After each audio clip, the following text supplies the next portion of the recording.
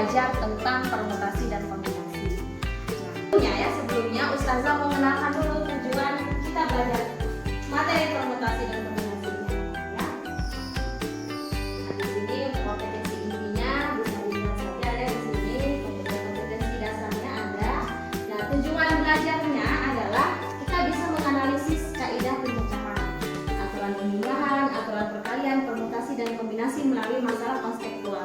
Kemudian kita bisa menyelesaikan masalah konseptual yang berkaitan dengan kaidah pencacahan, aturan penjumlahan, aturan perkalian, permutasi dan kombinasi.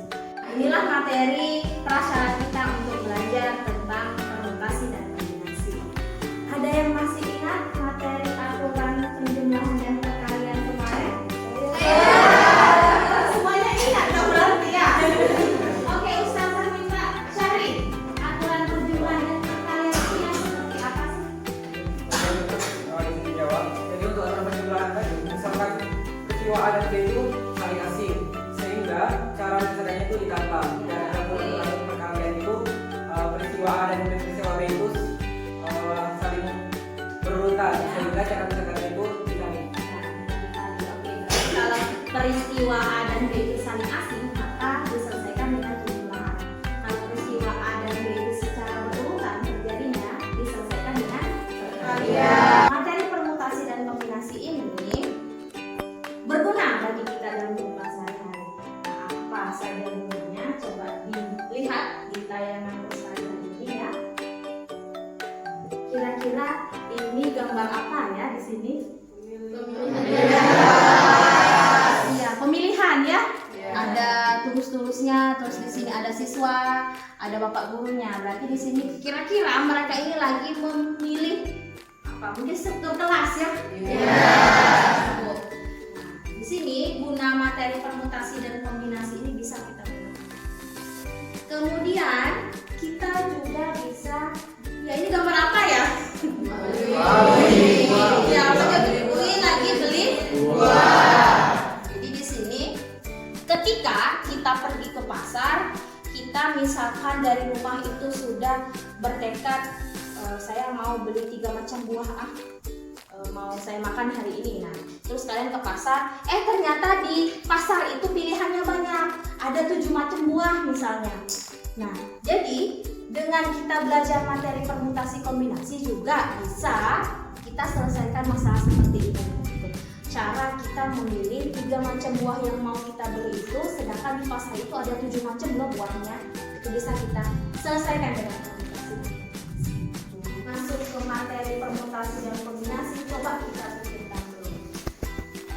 Yang masalah pertama, tentukan banyaknya susunan ketua dan wakil ketua kelas jika ada 4 calon. Misalkan calonnya itu adalah si A, si B, si C, dan si D. Kita memilih ketua dan wakil ketua kelas, kira-kira gimana ya pilihannya? Misalnya yang ketuanya itu adalah si A, berarti kemungkinan yang akan menjadi wakil ketuanya itu siapa saja? D ya, D. Berarti di sini B, sini C, sini D. Ini sudah berapa pilihannya? A, B, A, C, dan A, D. Ya. Terus kalau misalnya sekarang yang jadi ketuanya itu adalah B, berarti A, C, D. Berarti di sini B, A, B, C, D, D. Ya. Nah, lihat di sini. Ketika A yang menjadi ketua, B-nya jadi wakil, berarti kan AB. Nah, ketika yang jadi ketuanya itu si B, wakilnya si A kan BA. Berarti AB dan BA itu merupakan susunan yang berbeda kan? Iya. Oke. Nah, sekarang kalau misalnya di sini adalah C yang jadi ketua, kemungkinan wakilnya siapa? AB. B, D. Oke. Soal tadi itulah yang akan mengantarkan kita untuk belajar materi ini, permutasi dan kombinasi. Nah, sekarang permutasi dan kombinasi. Keduanya ini, permutasi dan kombinasi ini bisa digunakan untuk mengukur possibility. Apa itu possibility? Ya, kemungkinan.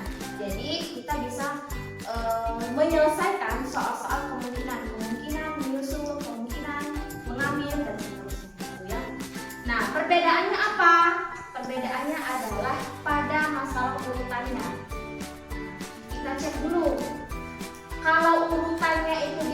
diperhatikan, maka soalnya permutasi. Kayak tadi kan mengumpulkan ketua kelas tadi, ketua kelas A wakilnya B dengan ketua kelas B wakilnya A kan beda. Nah, berarti diperhatikan kan urutannya itu sehingga namanya permutasi. Nah, kalau urutannya itu tidak diperhatikan, seperti tadi ABC sama saja dengan BCA, maka dia kombinasi. Nah, sekarang clue-nya pada soal biasanya permutasi itu soalnya menyusun. Clue-nya. Kalau di kombinasi biasanya memilih. Banyaknya cara memilih apa gitu kan. Kalau permutasi biasanya menyusun clue-nya. Nah, silakan kumpul dengan kelompoknya masing-masing. Tadi kelompoknya sudah Ustaz bagi ya. Kelompok 1 di sini, kelompok 2, 3, 4, 5. Silakan sekarang.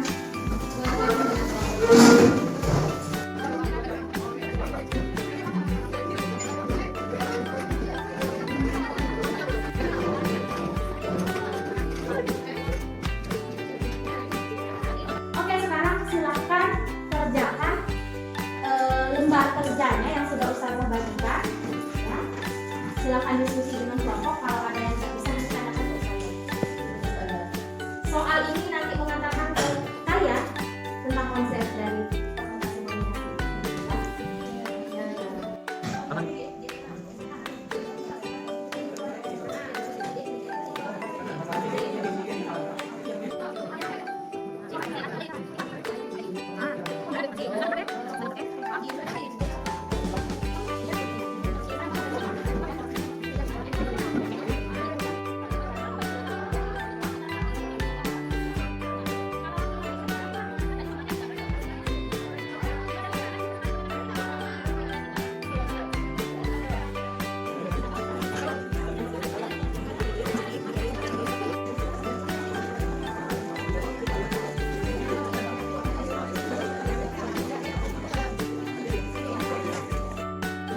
Gimana, sudah? Oke, sekarang kalau sudah, presentasi dulu ya. Kita bahas sama-sama. Nanti kita cocokkan dengan kelompok yang lain. Untuk masalah 1 mungkin ada yang mau maju kelompoknya. Oke, masalah 1 kelompoknya Wafa dan kawan-kawan. Silakan untuk masalah 1 yang ada. Baiklah, kami dari kelompok 1 akan mempresentasikan hasil diskusi kami tadi. Untuk poin A, yaitu membuat diagram pohon tentang masalah 1.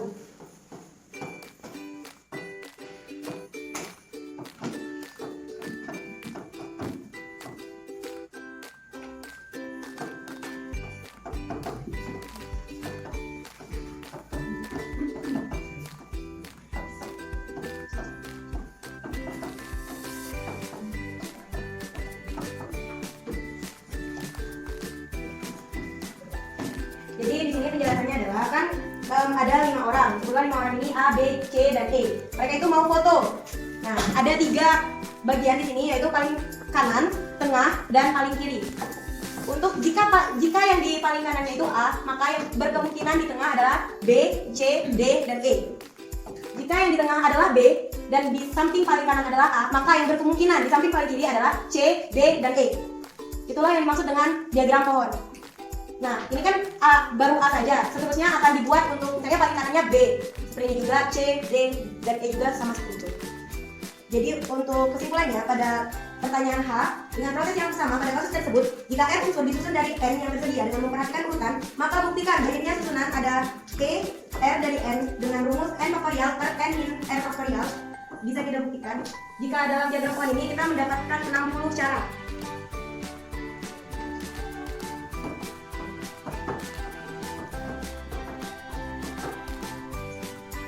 Jadi dalam kasus ini kita mengambil permutasi 3 dari 5. Kenapa 3 dari 5? 3 yang dimasukkan ke posisi paling kanan, tengah, dan paling kiri. 5 adalah jumlah orangnya. Jadi N-nya itu 5 faktorial per 5 dikurangi 3 faktorial. Bisa kita hitung.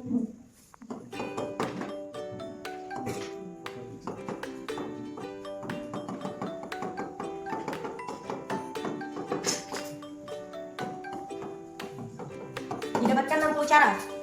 Oleh karena itu bisa dibuktikan bahwa rumus ini bisa digunakan untuk mencari banyaknya cara, karena dengan rumus ini juga kita sama mendapatkan 60 cara, gitu juga dengan menggunakan diagram pohon.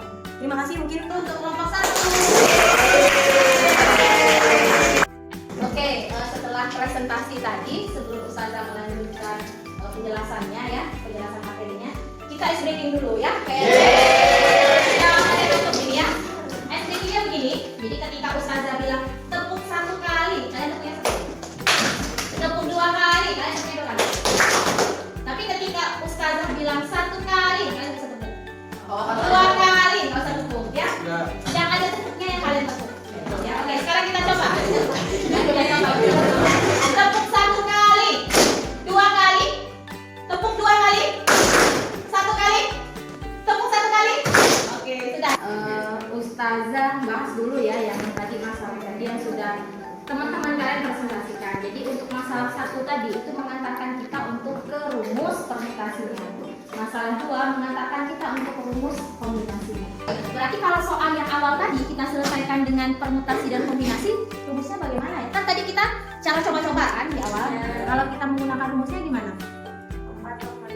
Ya, berarti yang nomor 1 permutasi atau kombinasi? Permutasi. Berapa? permutasi 2 dari 2. Ya, 2 dari 4. Berarti 4 faktorial per 2 faktorial berapa? 4 kali 3 kali 2 faktorial per 2 faktorial. Berapa hasilnya? Kalau yang ini permutasi atau kombinasi? Kombinasi dari 3 dari 5. Berapa? 5 faktorial 3 faktorial 2 faktorial. Berapa?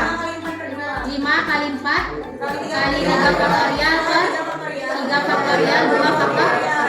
3-nya dicoret, 2-nya dengan 4, 2 jadi hasilnya 10. Gitu ya, jadi soal ini bisa diselesaikan dengan rumus permutasi. Oke, sebelum menutup pelajaran hari ini, coba Ustazah minta siapa ya yang kira-kira bisa meringkas pelajaran kita hari ini apa? Rumus permutasi, tadi apa rumusnya?